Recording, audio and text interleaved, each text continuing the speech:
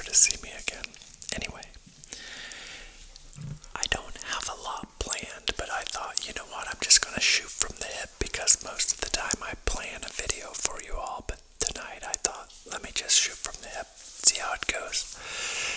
And the saying, shoot from the hip, is interesting because it truly does have its origins in shooting.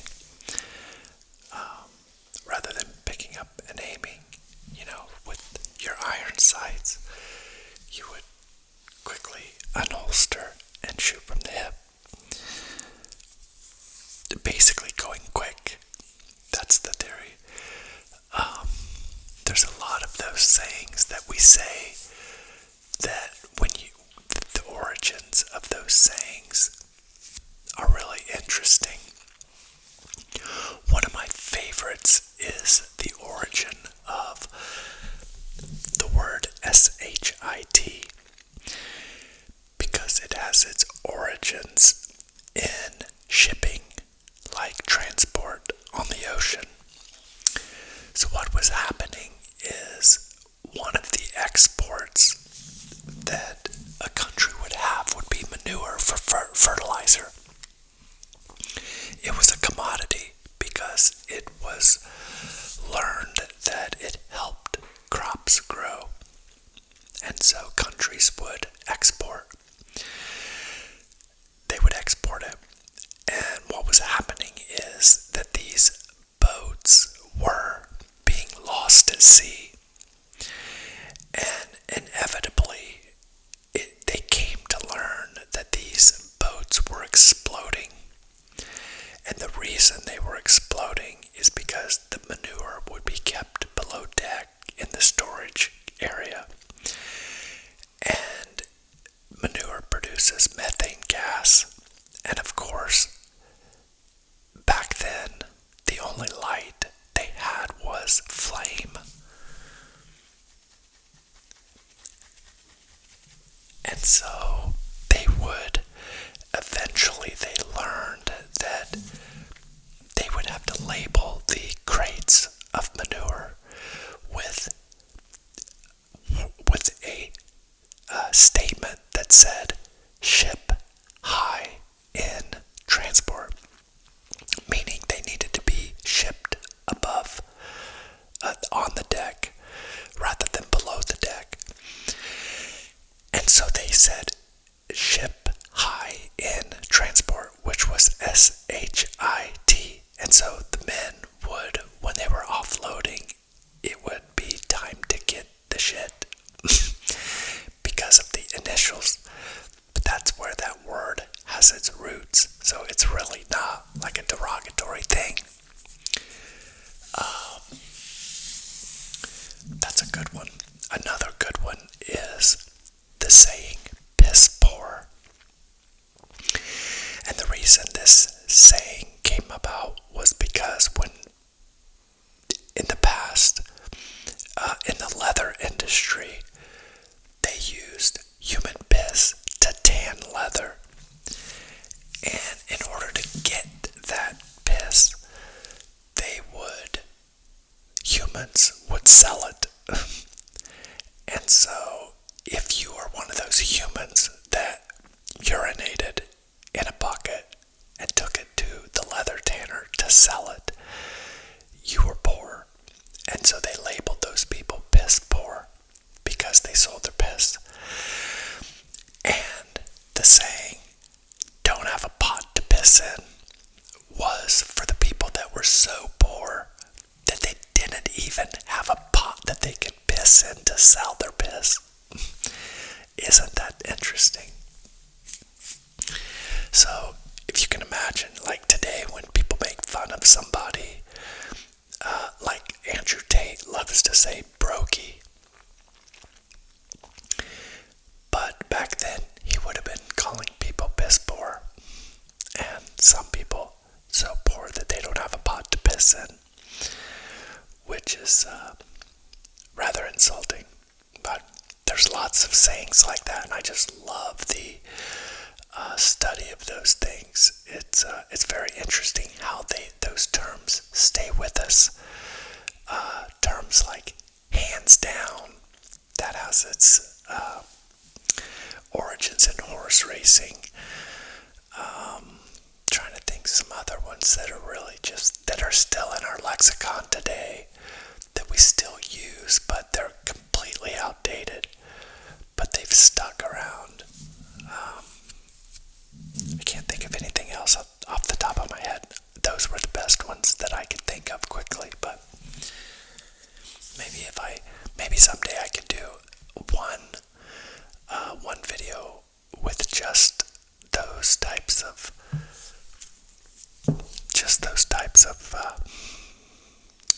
quotes and explanations.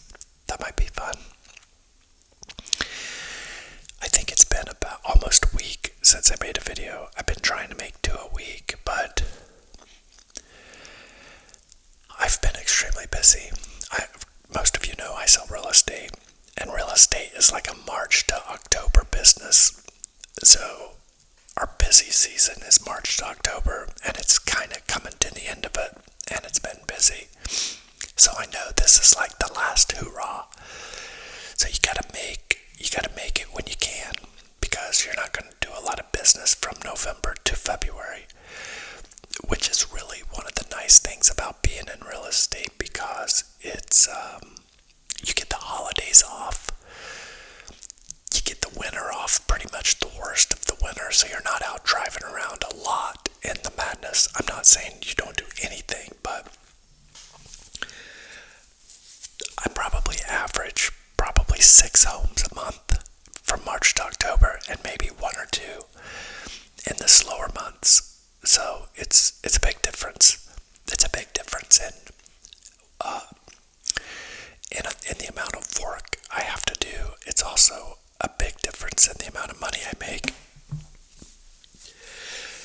So people that aren't good with managing their money, they can get themselves in trouble. It's why there's an 80% failure rate in real estate, because it's seasonal, and you have to be diligent and disciplined financially to be able to manage the inconsistent income. So it's a wonderful career. It's a wonderful job. I would encourage anyone that has sales ability to get into it, because it is just a very rewarding career. And there's been a lot of changes in the industry lately. A new law just took effect recently where it's always been the case that if you're selling your house, you can only have one sign in your yard. So you basically have to choose an agent that's going to represent you to sell your home, and you can only choose one. And that's been the case forever. You can't have 2 signs in your yard, one from Remax and one from Century 21 or from EXP or whoever. You can't do it. You can only have one. Well, but if you wanted to buy a home, you could go to an open house and meet the agent that's holding the house open, and if you liked it, you could buy it from that agent. You could call somebody off the internet and just say, hey, can you show me this house? You could have a friend and have them show you the house. And then imagine that friend was on vacation and your dream house came on the market. You could call a different agent and buy the house through them. Or you could go to an open house and buy the house from them. Ultimately, you did not have to commit to a buyer's agent. Well, in Indiana, that law changed July 1st, and nationwide, that law changed August 1st. Maybe August 10th. I don't know the exact date because it changed in Indiana July 1st. That's the date that was relevant for me. So now it is a lot more difficult to be able to go look at a house. Because before you go look at a house, you have to sign a contract with that agent. So there's a little bit of anxiety in the market as people kind of adjust to the new rule, which is interesting. Now, I think it will help because I have in the past lost some clients where, for example, let's say I buy a lead off of Zillow, and that person calls me and says, hey, we would like to go look at this house. I've never met them. I don't know who they are. I'm basically starting from, hi, my name is Derek, and trying from there to build rapport and get to know them and let them get to know me. And it's a long process. It's not easy. That part is not. When you're starting from, hi, my name is Derek. Well, in that scenario where I've got a stranger that I'm working, and maybe I've showed them one house, and then they don't like that house, so I tell them, okay, well, I'll kind of look for something similar, and I'll send you whatever I can find. And so I go home after that showing, and I kind of say, okay, I know they want a 3-bedroom, I know they want 2 full baths, I know they want a basement. They don't have to have a basement, but they prefer a basement. They have to have a 2-car garage, but prefer a 3-car garage. So I go home. I know where they want to live, what specific area. So I go home and I drill down kind of what do they want. And I send them a search. And I say, here's what else I've found that's similar, that might work. And so I start trying to show them another home. Well, inevitably, let's say a week goes by, 2 weeks go by, maybe 3 weeks go by, and so your job as an agent is to keep following up. Hey, do you like this one? Hey, do you like this one? Well, sometimes, not a lot, but sometimes, even for me, it happens where they finally call me back and say, Derek, hey, sorry about this, but we ended up finding what we liked. We were at an open house, so we just bought the house through that agent. Well, that ain't gonna happen anymore because they cannot legally buy the house anymore if they are under contract with the buyer's agent. So, if you see some articles in the news or you kind of happen to hear something, because there's a lot of it in the press about real estate right now, that's what it is. Not a big change, but a big enough change that it's harder to get in a house. For example, before, if you wanted to go look at a house, same scenario. Hi, my name's Derek. Can we go look at this house? Of course. What time did you want to go? 3 o'clock. Okay, I'll meet you there. Great. 3 o'clock, we look at the house. We leave. They didn't like it. Okay. Now, same scenario. Hi, my name's Derek. We want to see this house. What time? 3 o'clock. Well, I'd love to meet you there, and I definitely will. But the laws changed July 1st, and now you have to contract with an agent. What? Yes, you have to contract with an agent. Would you be willing to sign this form? Because you cannot get in the door unless you have a signed contract. True. Well, and these people, well, we don't even know you. My reply is like, well, I don't know you either, and I might not like working with you. So how about we do this? Let's do a short term. I'll make the contract good for 1 week. And if we might meet each other, not like each other, and we'll tear it up and throw it away. But if we get along, then we'll extend it out 90 days or something so we can keep looking at houses. How's that sound? That sounds fine, Derek. That's what I thought. And they sign the document, and we go look at a house. So that's kind of the way I'm handling it, but it protects the buyer's agent. It's supposed to help the buyer. This is the stupidity of lawsuits and attorneys. They filed a lawsuit to make this happen, and it was supposed to help buyers, but it's really not, and it's just dumb. But I'm gonna work with it because I'm a survivor and I know what to do. So that's how I'm dealing with it.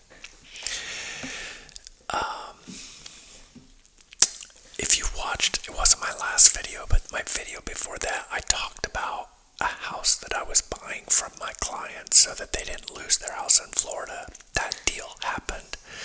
I officially own that house now, so I own this house and that house. But there are buyers that want to buy it from me next Tuesday, so assuming that happens, I'll just turn around and sell the house real quick. But if that doesn't happen, I'll be moving, and I will definitely make like a moving video, and I'll have to do a new house tour.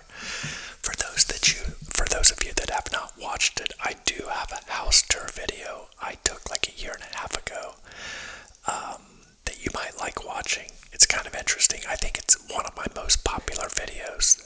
It's got more views than almost any other video I've ever made.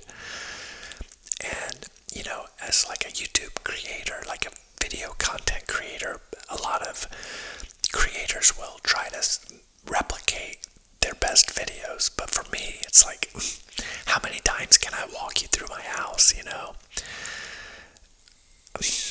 I don't know. I haven't made really any changes. I mean, maybe a few little tiny things, but so there's really nothing new to show, so I haven't made another one, but I might do one relatively soon, because I know a lot of you are newer subscribers, and you may not have watched that older home tour video. I think the thumbnail just says home tour on it, so it's easy to find if you sort through my videos if you're curious to watch it. But yeah, I don't know, there's a part of me that wishes that there's a part of me that wants that house. I want to move to that house, but at the same time, if you didn't watch the old video, what happened was I represented the sellers of this house, and when I first walked through it, I thought, wow, I could live here. I like it. It's out in the country. It has no neighbors. There's like a big, like hundreds of acres of field behind it, and hundreds of acres on each side, and nothing across the street. I mean, it is just all by itself in a beautiful part of Cicero, Indiana. And it's kind of like, it's 15 minutes away from where I live. Where I live right now, I don't have any neighbors on the sides. I don't have any neighbors across the street, and I didn't used to have neighbors behind me, but they built a big subdivision behind me. And I made a video about that as well. I have video footage of the first bulldozer going into the ground all the way. Now there's 350 homes behind me, but I did a time-lapse video of about 2 to 3 years worth of drone video, and ultimately put together a really nice video that showed me going from a really rural setting to more of a neighborhood style. Now, I'm not in the neighborhood, but they're behind me. But the neighbors have been nice, and they're not the reason I want to move, but it just feels different, you know. I'm not really out in nature anymore. I don't see as much wildlife. When I made that other video, I incorporated in a lot of wildlife video that I had made prior to the neighborhood starting. I had videos where like I would see 5 to 20 deer at a time, and like packs of coyotes, and now if I see a deer, it's like one. You know, mankind is just taking all the habitat from nature. And so I feel most alive when I'm among nature. I mean, you see my dogs, how much I love them. I mean, I love animals. Like, I really love animals. Like, maybe it's unhealthy. It might be borderline unhealthy how much I love animals. Not because it's not good to love animals, but because I have such a connection with animals that I think it makes it easy to not have a lot of connections with humans. And my job is like really social. Like I know a lot of people, like thousands of people in my database that I know on a first name basis and that know me, and that if they have real estate needs they would call me, but it's more of like a professional relationship. I think those people would say that they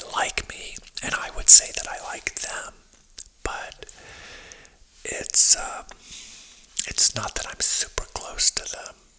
I don't go out to dinners with them. Some of them I do on occasion if they invite me, or sometimes like I'll have a client couple that moved here from out of town, and let's say I sold a house to another client last year that moved here from out of town.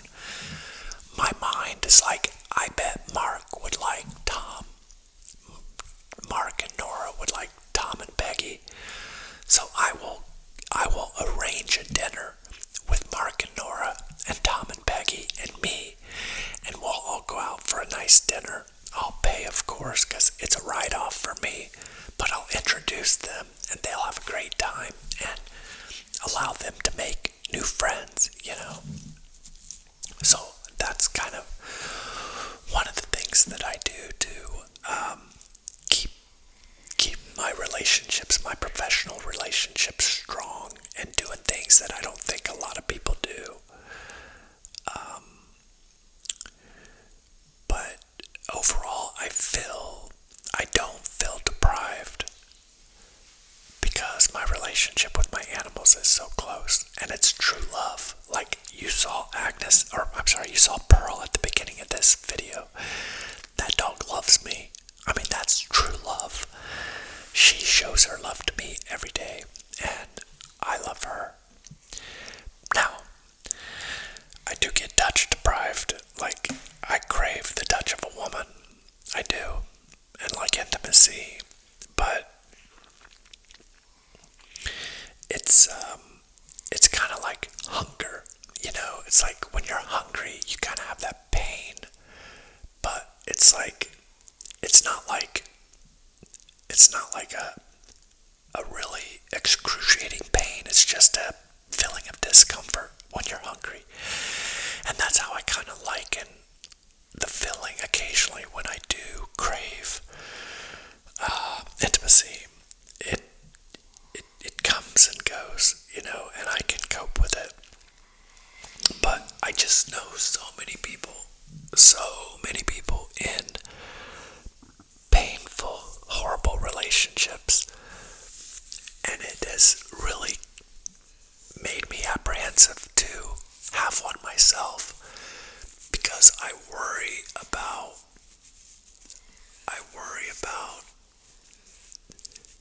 being stuck like that or feeling like that. I don't want to be unhappy, and I'm not unhappy. I consider myself a very happy person. I'm a very happy person that gets lonely sometimes, but loneliness is pretty easy to deal with. But I have been in those relationships where I have just felt like, oh my God, how can I get out of this? This is awful. Like, I've been miserable with someone before, and I swore I would never do it. Like, I would never be miserable with someone, ever. I can't stand that feeling. It's like, life is too short. Life is too short to settle for someone that you're miserable with. And so I've been relatively picky. Interestingly enough, I did meet one of my subscribers one time. She lived out of state, and she might be watching this. And if you are, hello. But it was like she was younger than me, and I just felt like I would be cheating her. She was pretty, she was nice, she was sweet, but we lived far apart. I think I drove like maybe 2 hours, 2.5 hours, and she drove 2.5. We like met halfway, and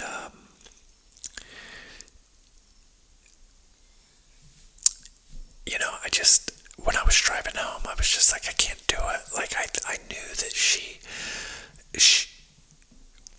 I'm 52, and she was, I think she was 23. So I'm like less than half my age. And I thought to myself, like, I would be cheating her, and that's really the reason that I just didn't pursue anything further with her.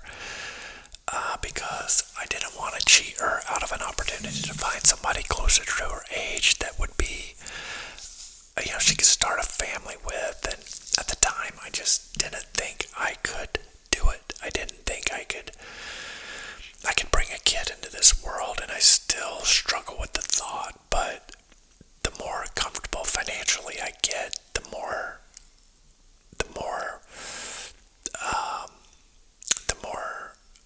positive feelings I have about having a kid. The world still scares me. It's a mess, obviously, but that happened. Interesting, I just, from a comment, and it was kind of interesting. Maybe that was like a year and a half ago or so. That was probably the most interesting thing that happened to me from having this channel. I've also I've got a little closer to some of my other subscribers. I have another subscriber, a woman that lives in another country, who's been really nice to me and helpful in expressing her feelings about relationships and life. Super smart. She's super smart, and she's given me a lot of insight to think about. We had some pretty in-depth discussions on Discord, the Discord that's in the link to my channel here. So if you ever need to, of course you can always leave a comment, and I hope you do. But if you wanted to reach out to me about anything specific, you can reach out to me on that Discord. Most of the time right now, it's just it gets pretty aggressive on there sometimes. The Israel-Palestine thing has been a hot topic on there, and there's a lot of opinions out there. So, but you can message me privately without being in the chat room where all the madness takes place. But it's just interesting to see. I think a part of it is I really got my channel growing really well, but I got caught up in that Israel-Palestine thing, and I made a video about it. And when I did, it was I lost a ton of subscribers because I took a side. And after that, all my videos started getting a lot less views. I think I alienated some people because I got aggressively angry in that video. And I said some things I shouldn't have said, about the protesters and stuff. But I was passionate because I was taking part in those discussions in that Discord. So I've tried to back away from that a little bit because I just don't want to. This is probably a client of mine.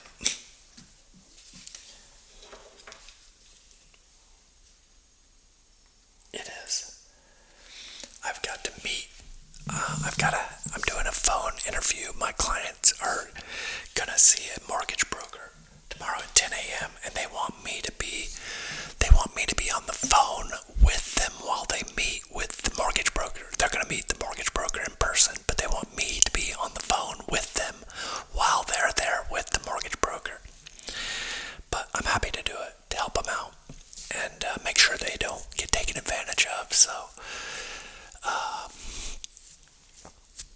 interestingly enough, I'm recording on my friend phone, and this is my real estate phone, so I have two phones.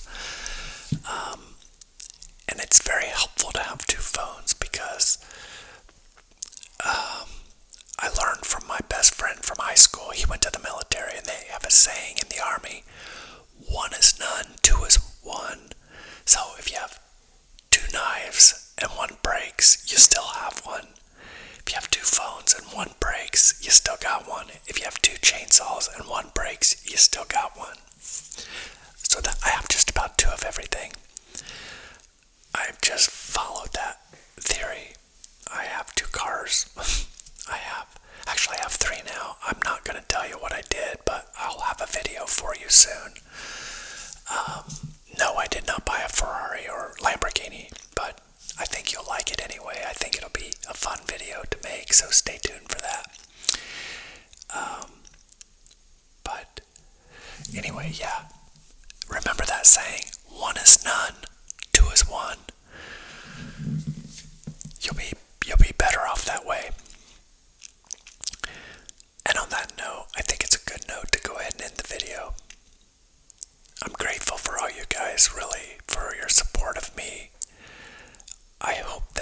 if you're not subscribed, you'll think about subscribing. If you are subscribed, please hit the like button. Help me out. I'd like to